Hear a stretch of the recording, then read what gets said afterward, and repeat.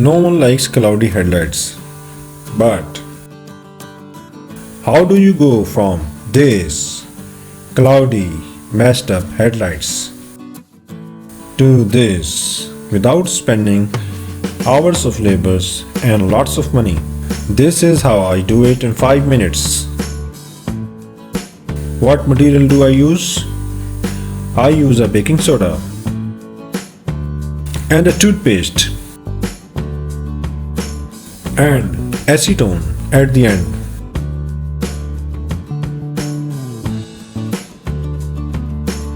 Make sure you get all the junk off so there's no debris sticking to the headlights.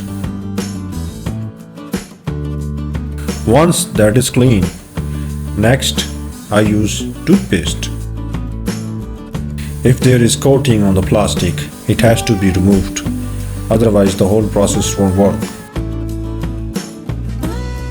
Stay tuned to the rest of this video to see how that is done.